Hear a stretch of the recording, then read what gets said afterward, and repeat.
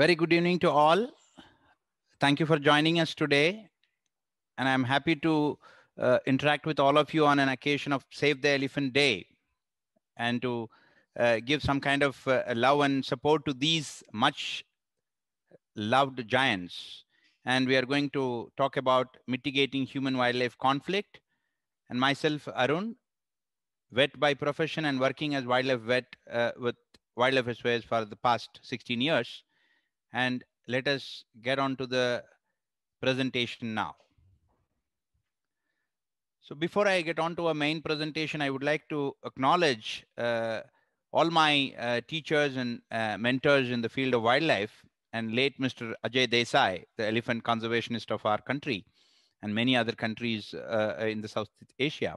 And Chhattisgarh Forest Department, Sri B.K. Singh, former PCC of HOFF, Karnataka Forest Department, Sri R.K. Singh, former PCC of HOFF, so Chhattisgarh Forest Department, Mr. Karthik Satyanarayanan, CEO and co-founder Wildlife SOS, Mr. Geeta Seshamani, co-founder Wildlife SOS, the Elephant Sanctuary, Tennessee, Mr. Swaminathan, head biologist Wildlife SOS, Dr. Ilayaraja, Wildlife SOS, all other field biologists, vets, and last but not the least, wild elephant trackers. So I just wanted to give you a basic brief about Asian elephants. Though everybody knows, I just wanted to touch upon a few basic interesting facts about the Asian elephant, which we are fortunate enough to live with. So the population is almost scattered over vast region of Southeast and South Asia, makes it home in the forest and grassland of India, Nepal, Bangladesh, Sri Lanka, Myanmar, Thailand, Laos, Cambodia, Malaysia, and Sumatra. And they were very much protected animals under Indian Wildlife Protection Act 1972, categorized as endangered species by the IUCN, and been listed in CITES Appendix 1. And coming to their lifespan, the elephants are well known for their intelligence, close family ties, and social complexity. And they remember for years other individuals and places, especially their migratory route, corridors, etc. Because of their long life expectancy of 60 plus years in the wild and even sometimes 80 plus in captivity. So they're well known for their intelligence and they have complex social organization. So I just wanted to give some beautiful examples of what is matriarch, herd, and clan. So matriarchs are generally the oldest and largest adult female member of a family and always leads the herd. Matriarchs express their dominance in both competitive and cooperative situations. Matriarchs have been traditionally thought of as rather autocratic, making most decisions and leading a docile group of followers. And they also create a second level of matriarch, which was not even fully explored by the scientific community. From mother offspring bond through families, few families together makes a herd, comprises of 15 to 30 individuals. And coming to the clan, an elephant clan is the next social level and defined as those families who share the same dry season home range. These are elephants who share the same foraging area when resources are really limited or scarce. A clan is usually made up of several bond groups and numerous families, such that several hundreds of elephants may make up a clan. So when we really get on to the mitigation of conflicts, we need to know their ecological importance on Earth. So we generally call them as ecosystem engineers because they literally make use of the ecosystem very comfortable and also livable for many other species. So that is why I'm really happy to even call them as bio bulldozers, because since time immemorial, the Asian elephants has been an integral part of Indian civilization, religion, and culture. Asian elephant, the largest land animal in India, as we all know, plays a crucial role in the forest ecosystem and have been doubled ecosystem engineers. commonly referred to as keystone species. It helps to open forest clearings and distributes the seeds of trees and shrubs, maintaining the biodiversity of the ecosystem they inhabit. They turn the soil surface and make the earth much fertile. Due to their requirements of large areas of forest habitat, conservation of elephants will automatically ensure the conservation of other species that they coexist with. The elephant's dung is important to the ecosystem not only as soil fertilizer but also for the dispersal of plant seeds. Elephant's dung provides home and food for several species of insects. In forest, elephants create clearing. That's why I termed them here bio bulldozers. By trampling vegetation, these clearings allow more sunlight to penetrate and reach the forest floor, giving lower lying plants a better chance to survive and grow. And because different types of animals rely on different types of plants, this can promote species biodiversity, providing new niches for organisms to inhabit. The Asian elephant is a flagship species, even being strongly associated with the social and cultural aspects of people. And this factor can be harnessed to promote its conservation. So here, latest census of Asian elephants were given in the map, and you can very well acknowledge that more than 50% of the population are in India, followed by Myanmar, Thailand, and Sumatra, and their populations are not even more than 5,000. So when we get into the Indian census of the Asian elephants, in India, the estimated number are over 27,000. They have spread out to 15 states, over 30 elephant reserves. And the highest elephant population in south is in Karnataka, and in central region it's Orissa, and in northeast Assam stands first, and Uttarakhand stands first in northern region. So before getting into mitigation, I really want to touch upon two important questions like what is conflict and why conflict happens. So what is conflict? It's an interaction between wild animal and people, and the resultant negative impact on people and their resources, or wild animals and their habitat.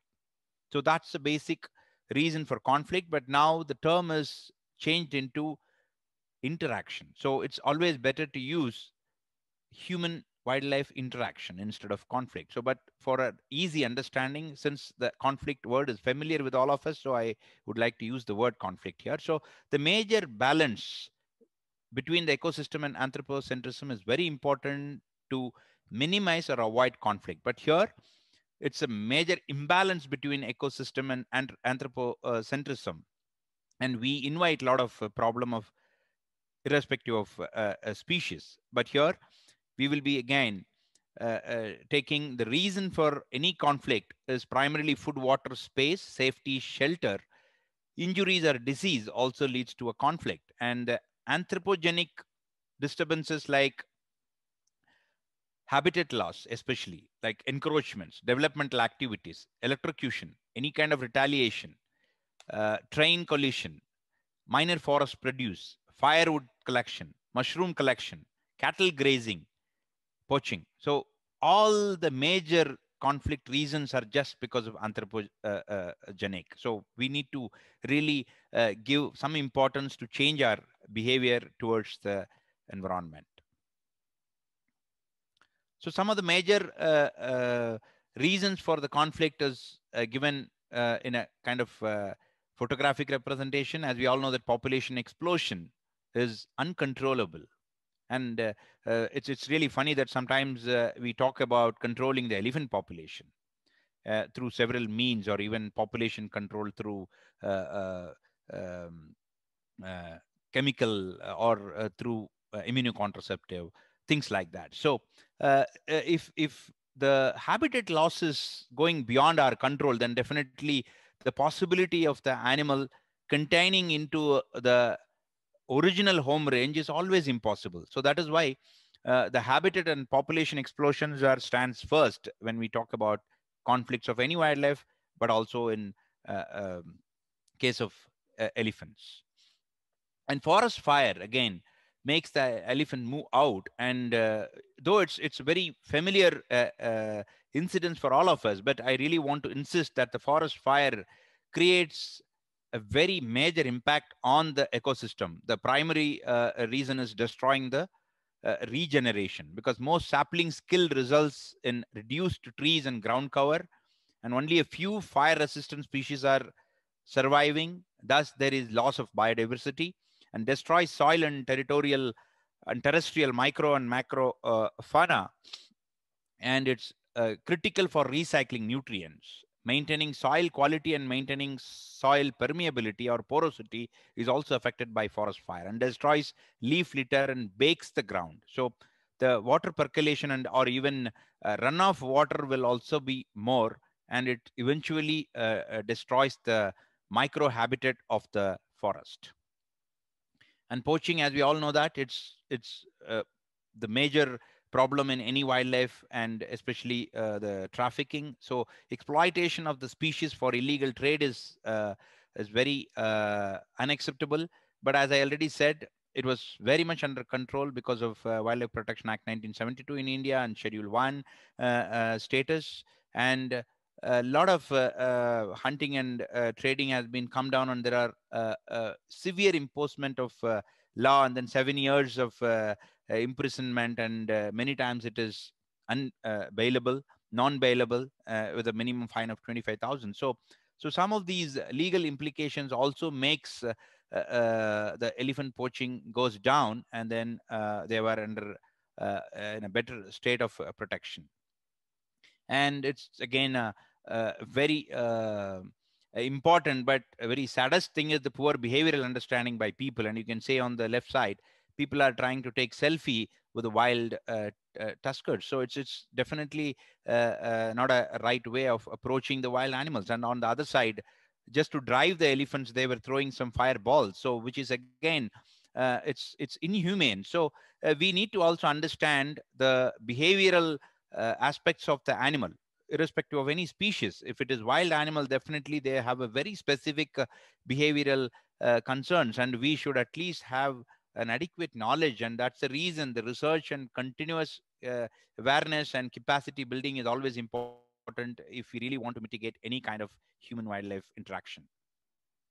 So these all reasons leads to impact on species survival, impact on ecosystem, and habitat disturbance leads to human elephant conflict, and a lot of disease transmission and casualties of both animal and the human being. So here again, the casualties in the sense loss of elephant habitat and life. So you can see it's very common nowadays that even road and rail collisions are happening, and a lot of wild animal, especially elephants, are losing life. So we need to have some kind of innovative ideas to avoid such kind of things, because when we compare the development and wildlife, always the development wins. So we have to make sure to take a balanced decision before we do everything on human centric. And loss of human life, though it's also very common, but it is avoidable. So that's why a lot of scientific interventions like early warning systems are really needs to be imposed, and then we need to come up with a lot of technological interventions so that possible human as well as the animal casualties can be reduced. And on the other side, the property loss, because even for example in Chhattisgarh, we encountered a lot of um, destruction of houses and a lot of human life just because of some kind of minor forest produce collection from the forest. So human death versus elephant death, we can always see it's always a, uh, a trend that both animals as well as the human life was also into toll, and many a times these tolls or even casualties are unintentional, but still the government has to come up with some kind of solutions. So let us talk about the mitigation measures in the next few slides. But the common reasons for all these animal deaths are primarily electrocution, train accidents, poaching, and poisoning. So these are some of the reasons, and also retaliation makes the people very fragile, and sometimes the human casualties can be neutralized through several means, and then creating adequate awareness, make sure that we are on the right track of conserving these species. And I really want to take few slides of our intervention with respect to human elephant conflict mitigation project with Chhattisgarh Forest Department. So Wildlife SOS was actually extended the support to Chhattisgarh Forest Department because there were a lot of crop raiding, human casualties to human elephant conflict in few divisions of Chhattisgarh especially. So when we get on to the ground reality and collecting data, it was really interesting that in the year 2014 was the first sighting of wild elephants witnessed in Chhattisgarh in few divisions. But before that, it was in 2009. So it was a single sighting, and two animals came into Chhattisgarh and then gone back to Orissa. So that again proves that they've got a long-term memory, and then they really want to use some of these areas or corridors, and then just to reach Uttarakhand. So they were using Chhattisgarh corridors, and then from Orissa they were going through Chhattisgarh. But in 2014, we realized that some of those animals came through Orissa, but made their own home in Chhattisgarh. So that sometimes makes us to think little elaborately that though in the past, I think if I'm not wrong, it was Professor Chowdhury has actually clearly mentioned Orissa to Uttarakhand. The migratory path of Chhattisgarh was used as corridor by all these wild elephants. And almost around 200 years back, there was a history of elephants in Chhattisgarh, and it was actually even at the time of Mughal emperors, and the Chhattisgarh government has even given away a lot of elephants for war practices. So, but as I said, after that, almost around 200 years, in 2009, it was the first sighting, and 2014 was the second sighting. So nobody was aware or uh, um, know how to deal with these animals with respect to even the public as well as the department, because it was a very new entry for the department as well as the public or the people living in and around the forest. So it's really a big challenge, and this is the right place to even do an scientific intervention so that we can really understand the species in a better level to mitigate the conflict. So then we started taking the wild elephant population, and it was very few herds in Jaspur and Mahasamund, Raigad, Korba, and Sarguja. And you can see the map shows the wildlife study area of Mahasamund, and the population was not even more than 30. So it was less than 100 in all these areas. And then there are few herds were keep moving up and down, but they were all from Orissa. So human fatalities and injuries in project site actually makes us more uh, uh, um, concentrated in this particular project site, because as we all know that when the fatalities or even human injuries happens, then automatically the species will be in threat. And thanks to the entire Chhattisgarh Forest Department, the amount of compensation or even the quick response from the forest department always makes the species into a proper safety, because none of them will try to do any kind of retaliation. So the quick action or reaction from the forest department was really important, and that was actually a good success of this particular project. And then you can see the trend of these animals moving here and there, and almost around 20 to 30 such casualties, I mean mortalities, happened with respect to people between 2014 to 2020. And the main reason was the minor forest produce collection. So it was both this Mahua longifolia, which was a flower, and then this was a traditional business. I mean, the revenue for the province, that almost around 1,250 crore per year.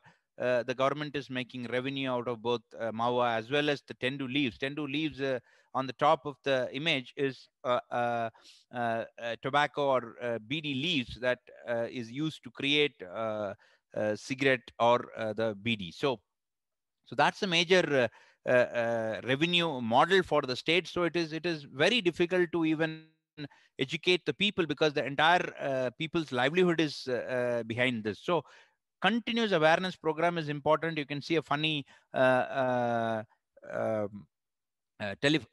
newspaper article that Chhattisgarh villages face a challenge, wild elephants with a drinking problem. So whenever they are trying to soak these mawa flowers to create mawa sharab, is nothing but a country liquor or country made liquor, and because of the fermented smell, it attracts elephants, and then they go and then try to splash the drums away, and then try to drink some of these liquids, which is highly fermented, and though they are herbivore, the entire ecosystem of their gut will change, and then they were also acting like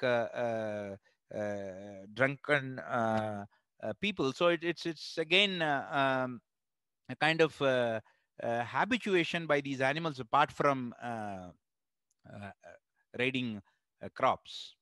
So again, the colonization was very interesting, and then it's actually recolonizing. As I said, almost 200 years back, they were using this path as a corridor or migratory route, but now they have settled in this particular locality, and they were trying to establish their home range. And this shows a clear path from their original state of Orissa to this Sirpur, and then what kind of pattern they were trying to use, and which was definitely was originally from their basic or original home range. So as I already mentioned, that they have a long years of memory, not only with respect to individuals but also their habitat. So it's very interesting for us to learn. And then I really want to talk about the current population. So we have identified three herds, and it's namely ME4 herd, and then Tony herd in Balojabadar,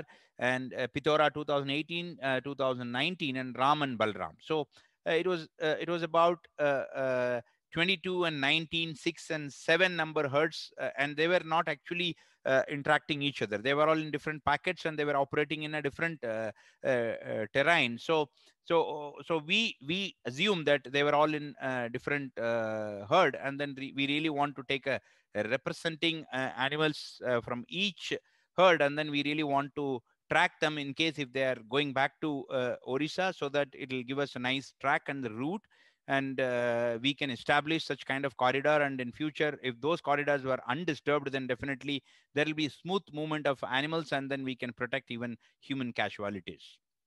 And this Rohansi herd is named as Tony herd, and this is actually based on the resighting of these data. And then you can see it was almost around 214 resighting uncolored data, because we have taken a representative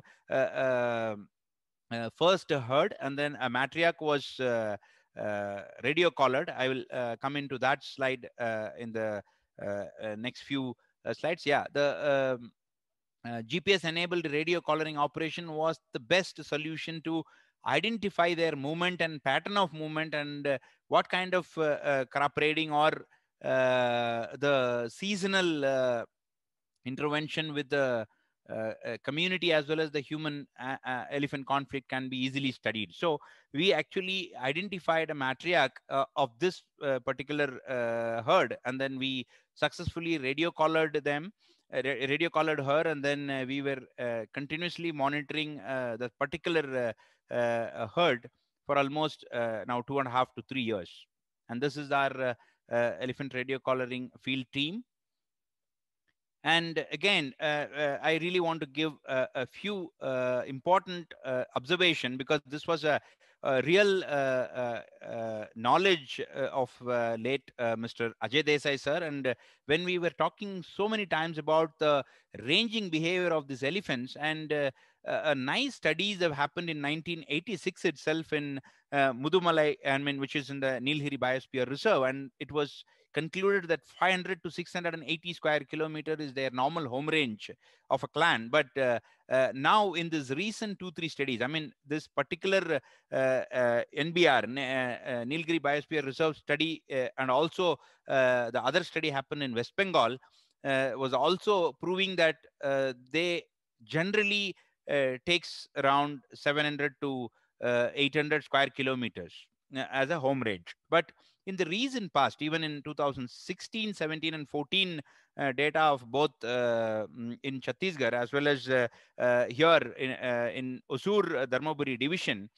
originally they were in Andhra Pradesh, Kuppam, and their movements are really, and their homing range was really extensive, and it goes beyond 2,500 square kilometers. So which is basically, I still remember Mr. Ajay Desai sir and his Shishya of uh, Ajay sir, is our senior biologist Swaminathan, was mentioning this very many times, that if they were disturbed in their original home range, in their intact area, and this has become a very common result, that when their tight or undisturbed core area, in case if it gets some kind of disturbance, whether it is a kind of ore or any other kind of natural resources, because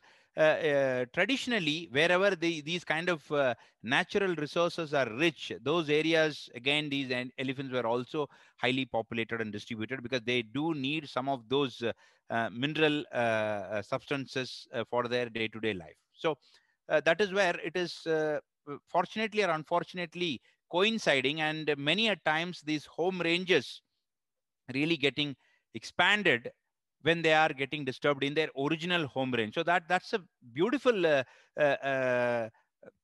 kind of assumption by late Ajay Desai sir, and then it was definitely true.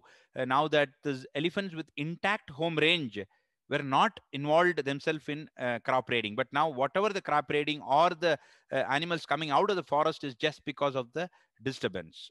So here again in Northeast Asia, India, the BTR, I mean, Bodoland Territorial Region, and JWLS, Jaldapara Wildlife Sanctuary, the research done by Bhaskaran et al. In 2003 was also clearly mentioning that these elephants were not ranging more than 700 kilometers, and the tuskers, individual small movements within the 180 square kilometers. So it's looks very a small spatial location as home range, but now the trend is different. That is just because of anthropogenic pressure for these species. And as I was telling, awareness is very, very important to create different levels of capacity building and community based conflict management. CBCM is really, really important, and there are some few basic and economical tools like WhatsApp groups, a radio program, broadcasting and print media, and uh, folk folk arts training, um, audio visual presentation, awareness in schools, villages, wildlife protection week, volunteers and primary response team. All those things put together, we can definitely create a very beautiful module for awareness program, and that is continuously needed. And then we need to evaluate even these awareness programs. And these are some of the training programs done by Wildlife SOS with local communities. And you can see on the right side, we have even made a lot of billboards with respect to these elephant crossing areas, and then the elephant movement areas, and then even the road traffic areas, where also wherever they are constantly moving or crossing the roads, those areas were identified and then alerted the forest department. So they have done a wonderful billboard and signage systems in order to avoid any kind of conflict, and capacity building workshops for even the frontline staffs, forest guards were also happening.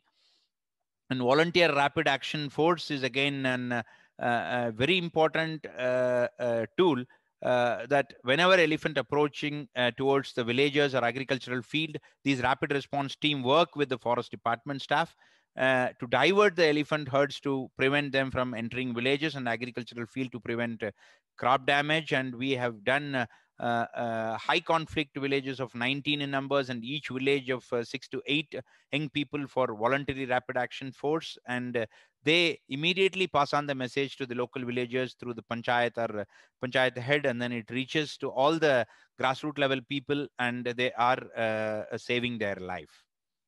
And community sensitization and early warning system. Here you can see even it actually uh, based on the data through GPS collar, the location of the wild elephant movement is always broadcasted in the local uh, radio channel on daily basis. So that reaches each and every families in the town, and then they are getting protected from the elephant movement. So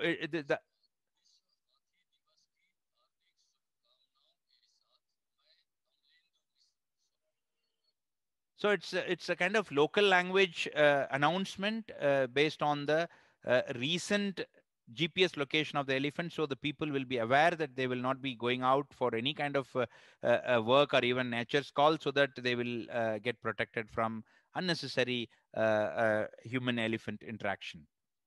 So again, here the WhatsApp groups are very easy, and then we can see we have 13 different WhatsApp groups with number of participants of 1565, and the same information was even communicated to the local people in their own language. So it gives them easy understanding for them. And nowadays everyone carries the Android phone, and it makes them easier to reach out all these people and save their family. And here again, I just wanted to throw some light on the different types of mitigation, and it depends on the traditional and economical means, like pepper or chili, tobacco, ropes is a very simple and then traditional way of doing it. But there are different mitigation measures like short term, long term, and innovative or technological method. But we should always keep it in mind, there is no one single universal method for the entire conflict, even if we are taking elephants into consideration. So it's always varies, and every method has got its own pros and cons. And at the same time, elephant also come out of it, and then they also evolve, and then they also get rid of some of these short term or even traditional way of doing mitigation. So when we are trying to innovate and incorporate a lot of new technologies, at the same time, as I said, they are also very intelligent, and then intelligent species, and then they generally have a huge size of brain when compared to any other mammal. So it's very easy for them to get over all such kind of innovative technologies. But still we can't give up, so we will be keep using multiple ways of doing mitigation measures and combination of different measures. So here again, the compensation is also a very important tool to avoid mitigation. And the government, especially Ministry of Environment, Forest and Climate Changes, came up with a updated version of all these compensations, and it's varies between states. But still, for example, like in 2016, 17, or even 17, 18, or 18, 19, the average compensation was spent by the government is over 100 and I mean 1500 lakhs. I mean something around 15 crores was the money. 15 to 30 crores was spent by the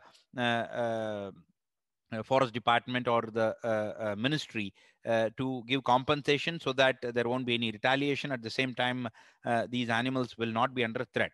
So this is one of the a successful mitigation measure.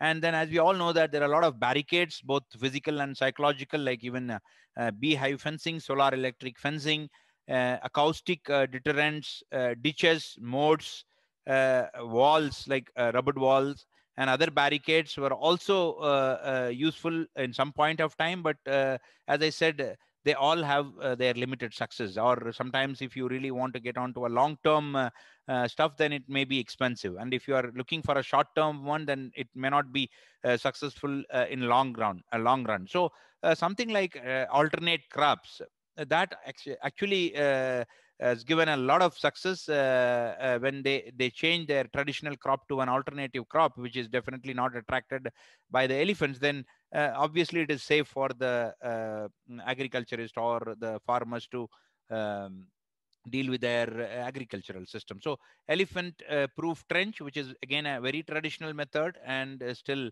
it has got a lot of pros and cons, and it needs regular maintenance, which is always a practical challenge for any department.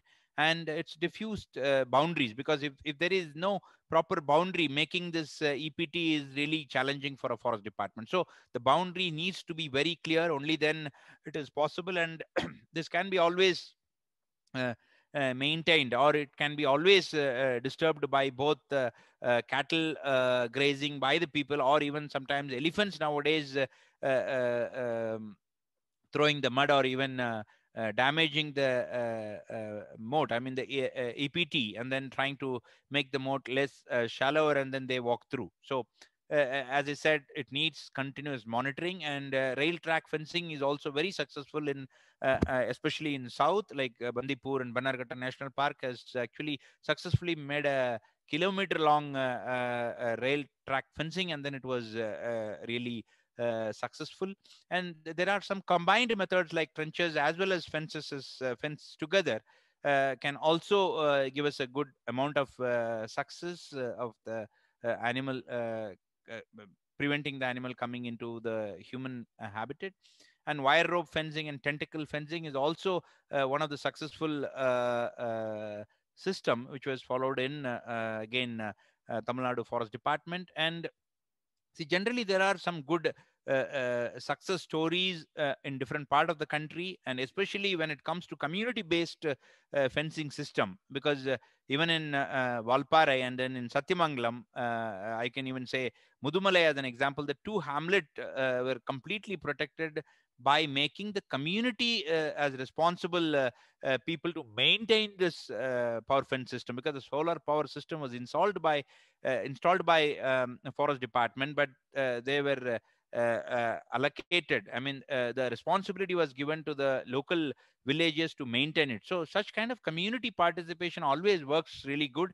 And as usual, maintenance is very important. That also cost a lot of money and time for the forest department, so it's very important. So at least at the time of season based community participation is one of the good example, because many a times the elephants come into crop raiding only when the harvesting season comes, or the crop is about to give the final product. So that change will attract the elephants being coming into the crop raiding areas, and then start doing the crop raiding. So it's become a habitual issue. But at least at the time of harvesting season, if the community participation is initiated, then it will definitely give a good amount of mitigation. And there are a lot of elephant proof watchtowers are available, and then through radios like walkie talkies, the early warning system can be done.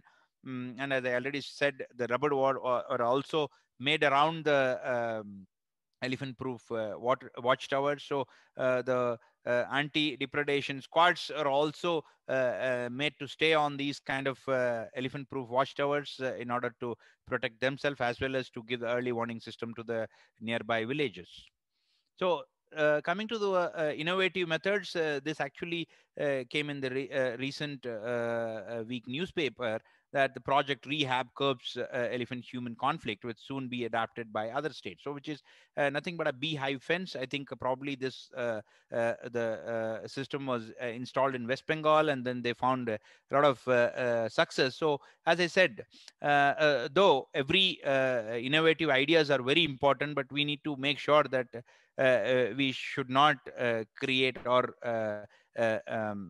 invite any other additional problems, because in this particular case that keeping a beehive will definitely make some kind of deterrent effect towards the elephant, but we were worried that it should not attract sloth bear conflict after the elephant conflicts were mitigated. So we need to always balance the pros and cons and make sure that multiple varieties of mitigation measures were taken. And then when come to technology, again, drone video on the left side, you can see it was a wonderful drone procedure by the Chhattisgarh Forest Department, that the entire herd size can be easily counted. So here you can see over almost 20 odd elephants are very much visible, starting from their week old to a yearling calf to all the adult and the even the matriarch of the herd. So it's very useful technology. In the past, even drones were used to drive the elephants back to the forest, but now they are again used to the drone sound or even the sound of the drone, so they are not bothered now. And now we can at least use the technology to monitor them. Even the radio collared animals can be monitored, and at the same time the herd size can be counted. So it's again based on your innovative and the presence of ideas, it'll definitely give you good amount of mitigation. Here you can see a drone footage. The elephants were not bothered; they were not even disturbed by the drone sound. And you can see we were monitoring with the help of forest department the collared animal. Here you can see the collared animal was actually enjoying the water body, and then a calf next to the mom is also, I mean, is really enjoying the mud bath. So such kind of technologies will also be involved in mitigation measures. And again, this is one of the interesting information what I read a few days back, that Odisha students intervention to avert elephant death at railway tracks receives patent. So it's very important to make sure that such kind of innovative technologies are always invited, and then everyone should participate. It is not that every time the government only has to take some kind of initiative with respect to wild animals or even conflict with humans. So it's everybody and every technological expertise duty that they should at least put on their technological intervention or even technological ideas to mitigate such kind of wildlife human conflict. So some of the challenges here, as I said, you can see the elephants were nicely crossing over this railway barricade, and then even these elephants were learned how to push down the electric fences by throwing a uprooted tree or even a twig, and then they use the I mean the non-electrified areas of the power fence, like the insulator areas. They will put their leg and then bend the entire length of solar fence, and they will all cross the connection. So the challenges are not only the elephants ideas are coming out of the mitigation measures, but even the environmental impact assessment. So it's really important to make sure that the EAA of any proposed developmental project should be done ethically, and then make sure that the assessment will protect the animals' life.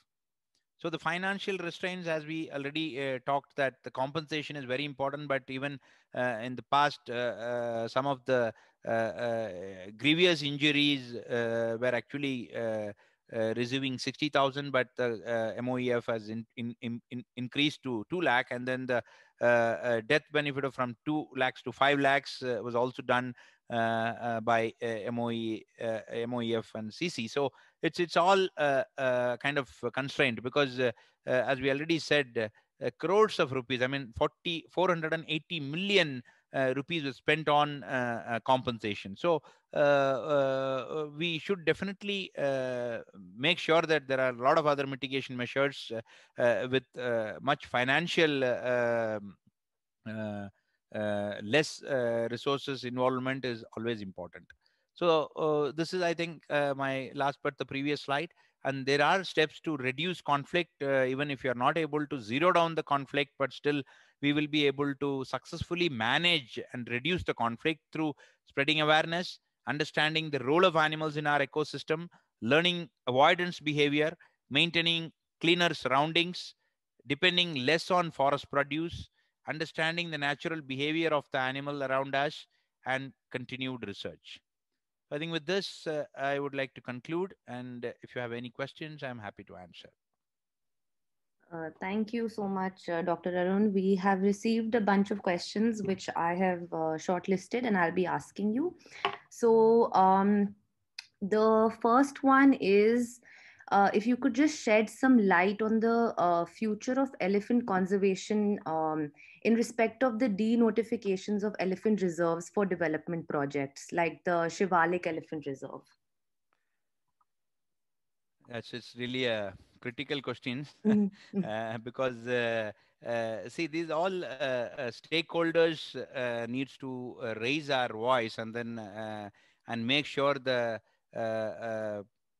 denotification has to go through a lot of stringent procedures. I mean, that's the only way that we can at least find out all the possibilities or even pros and cons of that particular denotification, and try to appeal it in front of the judiciary, or even sometimes the local authorities, to reconsider and then make sure that we are trying to take a balanced action towards any species. So I think, I mean, I don't have a very pinpointed answer for this, but with respect to any species, I mean, if we are talking about any wild animal, when it compares to any kind of development activity, we always win. And then we always think that the universe is only for human beings, and we won't even recognize other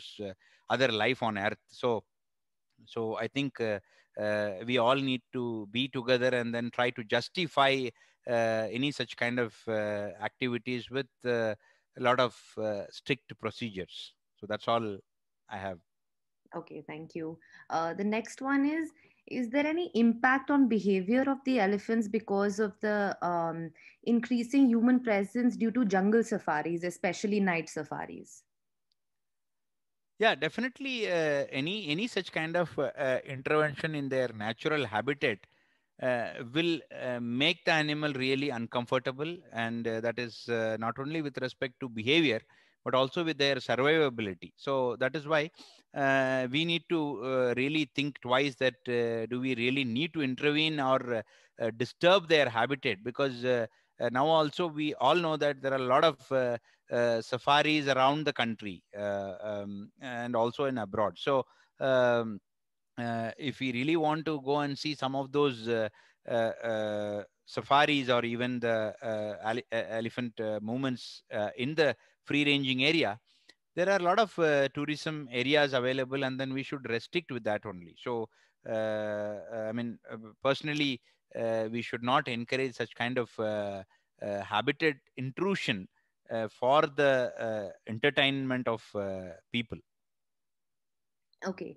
And does the radio collar affect the elephant in some way, like showing signs of irritation? Generally not, because as long as we follow a standard protocol, and then make sure that collar is not tight enough, and also it's not too loose enough, so that the animal either will feel uncomfortable, or it will throw the collar out of the neck. So I mean,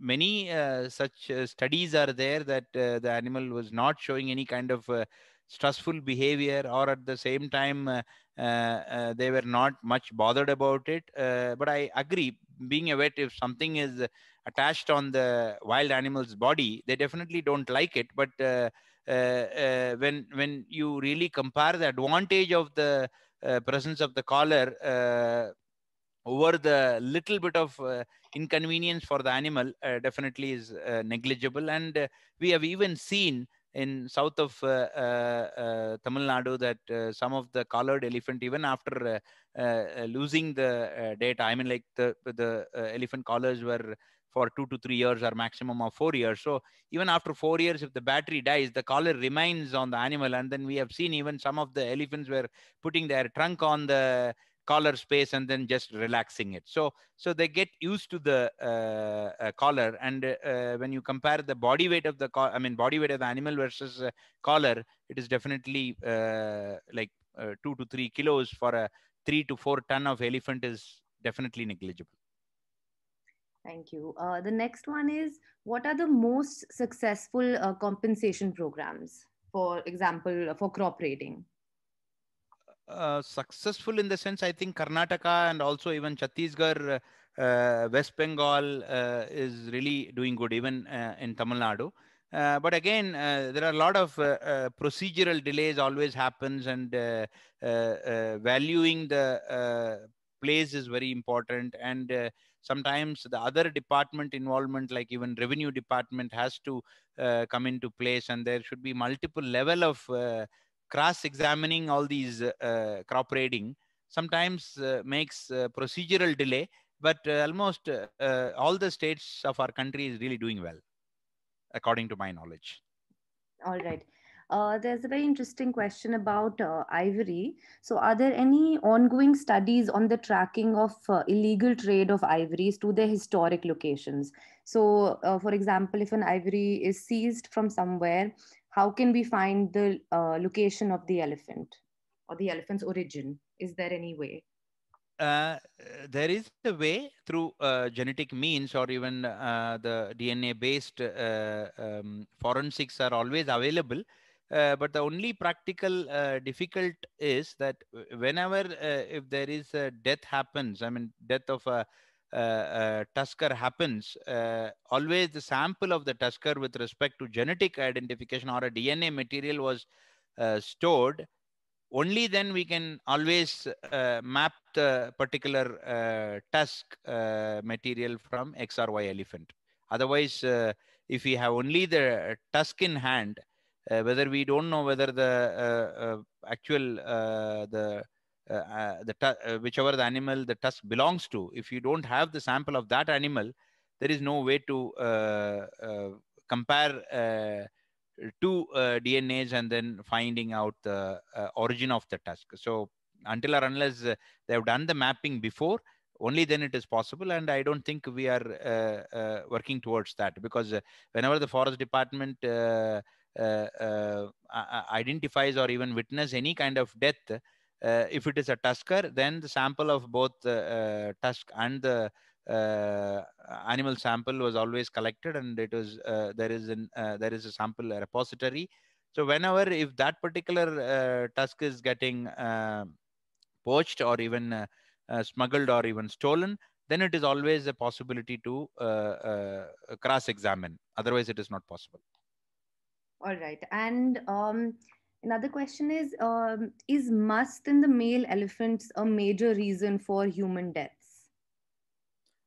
I don't think so, because many a times we found must elephant in the jungle. I mean, in the free ranging area or in their original habitat.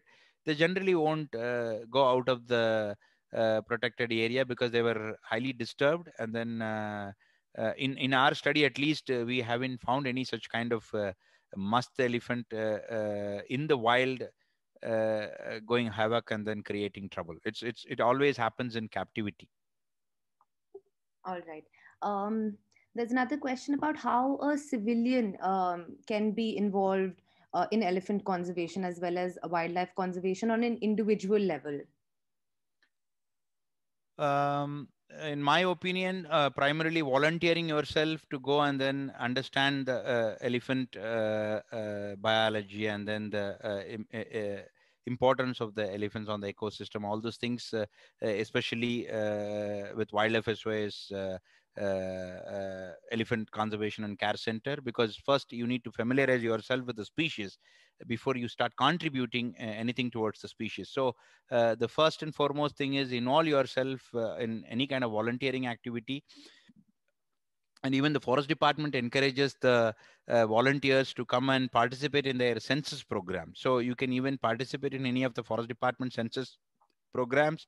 And the other important area is even the forest department invites a lot of volunteers for forest fire mitigation. So I mean, well in advanced, and then creating a lot of fire lines, and then taking civilians help to make sure that there won't be any catching or shifting of fire from one side of the road to the other side. So such kind of opportunities are always exist, and then you can volunteer yourself and then start understanding more about the species before you really want to contribute to the species.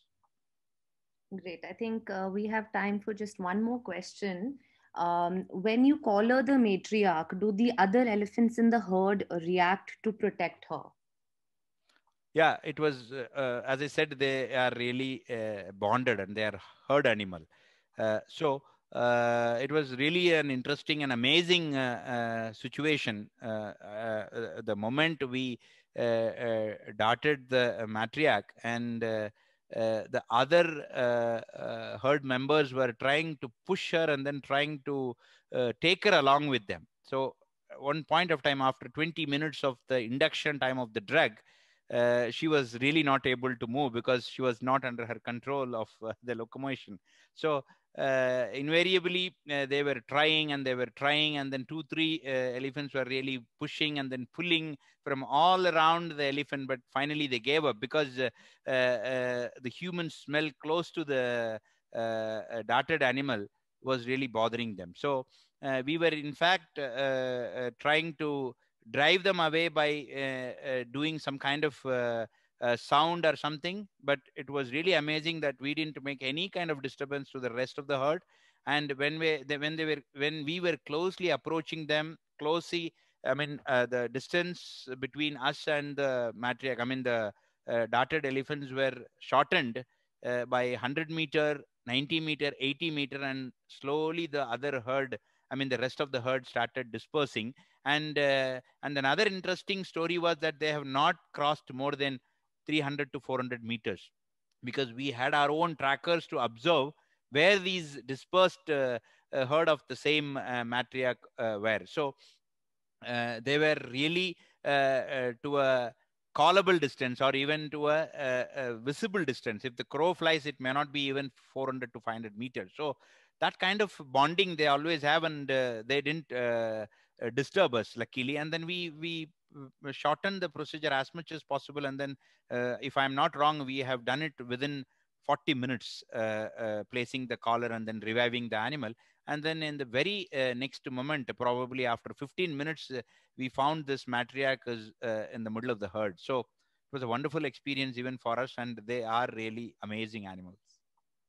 Wonderful. Thank you so much for your time, Dr. Arun, and thank you Welcome. everyone for joining. In case we've missed answering your questions, we will be responding to all of your questions through email, and you can also drop in your email at wildside@wildlifesos.org. It's written in the chat box.